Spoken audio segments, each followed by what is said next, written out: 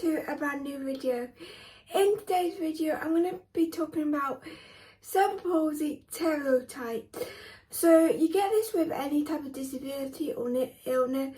There's always stereotypes about everything, and some are true for some people, but like people like me who have mild cerebral palsy, most of these are probably not true for me, but I've still got cerebral palsy. Doesn't mean I haven't got it. It just means I've got a different case of it.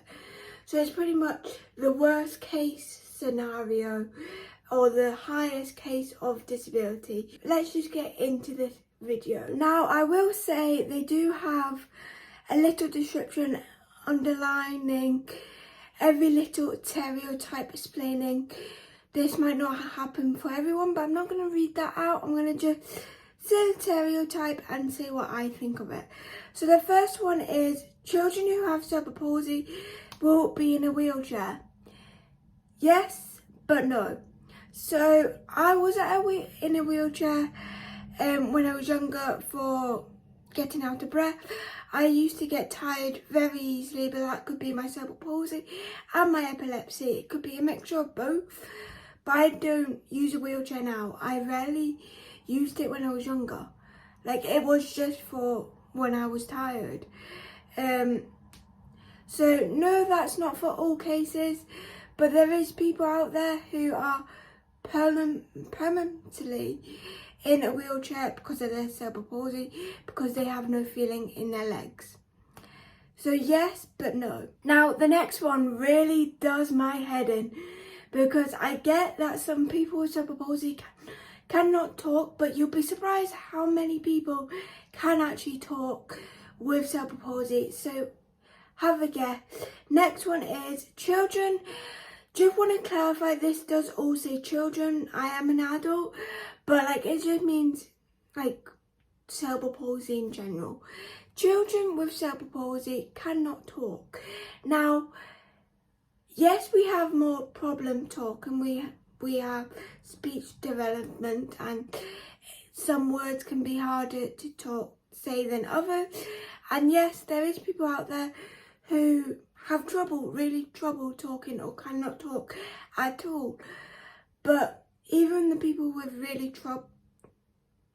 really having trouble talking, they still try and find their way. And you'd be surprised how many people probably get told who has cerebral palsy, you talk quite a lot. Like, I've always got told, like, I can talk for the world. I think that's a saying. I've always got told that saying, and I do have trouble speaking. I actually needed a bit of help when I was younger for my speech, for it to be how it is right now. So if I did not have that help when I was a child, I probably would still struggle with my speech. But because of that help, I can talk like this. Yes, I still have problems and struggle with my speech with some specific words, or just some days that I can say one word and then some days I can't. Don't know how, but that's just my brain and my body. But not every single person with cerebral palsy cannot talk at all. Most people with cerebral palsy can talk in their own speech. People with speech problems with cerebral palsy probably have their own speech that their family understands. Now the next one is actually really surprising for me, because I've never heard this problem just with cerebral palsy people I've spoke to on, like, specifically TikTok and that. But the next one is cerebral palsy people are all hearing impaired. I'm definitely not hearing impaired. I've never had an issue with my ears except for wax and my psoriasis. I have needed to put like wax drops in my ears when I was younger because I had so much. But I don't think that would have been related to cerebral palsy. So apparently people with cerebral palsy have hearing problems, but I've never met anyone with one, so I don't think that's true at all. If you are watching this and you have cerebral palsy and you have a hearing impaired condition, let me know, because I've never heard anyone with this condition. Well, the hearing impaired with cerebral palsy. Now this one just makes me laugh, like I literally feel like laughing. I'm not going to, but cerebral palsy is contagious. No, I just don't know what to say. No. Cerebral palsy is not contagious. It's a brain damage condition. You get it from a brain injury, not brain injury, but like brain damage. It's a type of condition that you can get from damage in the brain.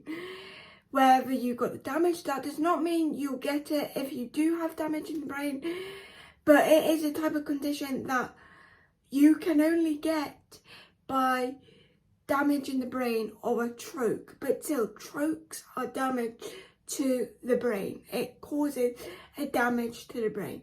So no, you cannot catch catch cerebral palsy at all. It's not even a what if. You cannot. So if you ever wondered, can I catch cerebral palsy off someone? No, you cannot. And I can't believe that it's on the internet. Next one is, I've just got my hand resting. Most parents find caring for a child with cerebral palsy too overwhelming. Now, I'm not a parent with cerebral palsy, but I will say in some cases, yeah, but that does not mean that they can't care for them. Like any parent without a disability or with a disability would do whatever they want for their child. And yes, sometimes it can be overwhelming. Sometimes you do need a break. But I think it depends on what type of cerebral palsy you have. Obviously, someone in a wheelchair needing helping to get fed, or like needing more help with skills than I do. With someone with mild cerebral palsy, it might be more overwhelming than my condition, because I still do need help, but not the most. With food, I need is probably someone to cut up my food. Like probably if you have a child with cerebral palsy with a higher case, yes, you probably can get overwhelmed, but I don't want to say yes or no to that question, because I'm not a parent with someone with cerebral palsy. I'm the daughter with cerebral palsy. Next one, I'm kind of surprised at, because anyone can make friends. So the next one is children with cerebral palsy do not make friends. The amount of friends I made in school, college, everywhere, I made loads of friends, and I've got cerebral palsy, so me having cerebral palsy does not change the fact that you can make friends or not make friends. Yes, it might be more difficult if you're on the higher case, in terms of if you're in a wheelchair and you have a higher case of speech development and stuff like that, because you might find it hard to find a connection with people. But it doesn't mean you cannot make friends. Anyone can make friends, whether you have a disability or not. Everyone can make friends. Now this one is actually the first one I do actually agree with, and in my case, I do agree with. It is career choices are limited for children with cerebral palsy or adults, or because obviously when you're a child you don't get career opportunities. I kind of agree with this. I've always been determinated to do what, that's something like a Dalek, determination. I can't say the word. I'm always driven to do the best I can do. That's the best way to explain it. So I'm not saying I will never get a job, but it's harder for me to get a job because I've got left-sided hemiplegia. So I don't have two fully working hands. Yes, I can pick stuff up with my hand. Yes, my hand is probably more mobile than other people with cerebral palsy. But compared to this hand, I can do the bare minimum. I can't say that word. With this hand, I can do the basics. I can pick something up, and even that if I drop my phone on the floor, I won't be able to pick it up. So I want to do retail or social media, and especially with retail, I can't pick up heavy glass bottles. I can't pick up heavy box of milk. So I can't go into the food retail. I can only go into the clothing retail, and even with clothing retail, there is still safety because of my left side hemiplegia. There is still safety of picking up bags, chucking them. But I will also say that even though it limits your career opportunities in some cases, that doesn't mean that us people with cerebral palsy are not driven to show you that we can do it. We can go out there and get all the dreams that we want. We can do everything that we want. Just it will take longer than other people. So yeah, we are limited, but that doesn't stop us. We can still do what we want in different careers. So I want to go into retail or social media, but from retail terms, there is so many opportunities in retail. Just because I can't do food retail, just want to clarify, that's not the retail I want to go in anyway. But just because I can't do food retail doesn't mean I can't do any other retail. It's like social media, like there's so many different types of jobs you can get in social media. In any career, there's so many different types of career paths in that job you can go down. So it's not that we can't do it, it's just we need to work harder. Next one, I kind of agree with again. Children with cerebral palsy are mentally challenged. Now I'm guessing by this they mean like we have more challenges in our life. And yes, we do. Growing up, I was not able to tie my shoes. Growing up, I wasn't able to zip up my coat. There was loads of things I needed to ask my parents or my sister to do. And it took me way longer than an average child to learn these basic skills, like tying your shoes. I only learned that when I was about like 15 or 16. So I haven't went years knowing how to tie my shoes. It's only been about like, well, I'm 22 now, so nearly 10 years. In 2 years' time, it will be 10 years if I learnt when I was 15. So that just shows you I've only been doing my laces on by myself less than 10 years. And then with my jackets and buttons, I still find a struggle with tying up my button, doing my buttons on dresses. But with my zips, I think it was about like when I was like 14 or 13, I can't remember specifically. But yeah, we are more challenged or mentally challenged, and it can get frustrating. As a child, I was so frustrated, even putting on a sock. It was frustrating because I knew I could do it, but my hand, the signals to my hand were not doing what I wanted to do, and that can be annoying sometimes. I'm lucky that I can exercise my hand, I can make it stronger. It will never be the same as this hand, but I can make it stronger than it was when I was a child. So I can do more things now, but I will always have them little challenges in my life that I need to overcome. Like with every other cerebral palsy person, we all have our mental challenges that we need to overcome. Now, this is from my point of view, because the last one is kind of a iffy subject, but it's my child's cerebral palsy can be cured. Now, the straight up answer I would say is no.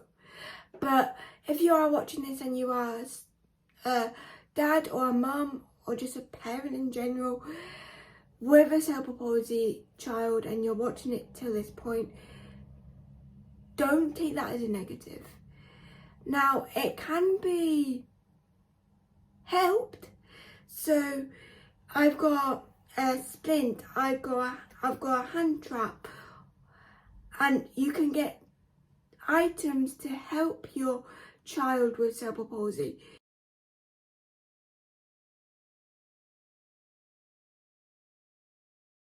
Like I said, I can exercise this hand to make it a bit stronger than what it was when I was a child, but it will never go like this.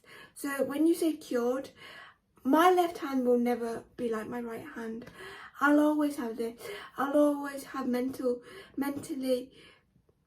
be mentally challenged by tasks in the future that I need to overcome in different ways. But that doesn't mean that your child or I'm gonna have a hard upbringing or a hard adult bringing, because I'm an adult now. It just means that you just have a more determined child, and that isn't a bad thing. Like, that is part of my personality. Like, if I did not have my disability and my cerebral palsy, I don't think I would have been as driven as I am today to do all the things I've done from this point forward. If I was not that driven, I wouldn't have been able to do all the skills and be literally how my hand is and how I'm walking today. You'll be surprised how driven your daughter or child or friend is. Even though cerebral palsy cannot be cured, it's gonna change their lives physically but mentally, because they're gonna be more driven than other people, and that's a good thing, because it means they're gonna be work driven. They can be like hobby driven. They can do loads of things. Whether they have cerebral palsy, they can still do loads of things. So I hope I've taught you on things, taught you on things, and I hope this kind of puts your mind at rest. If you are a parent and you are watching this and you searched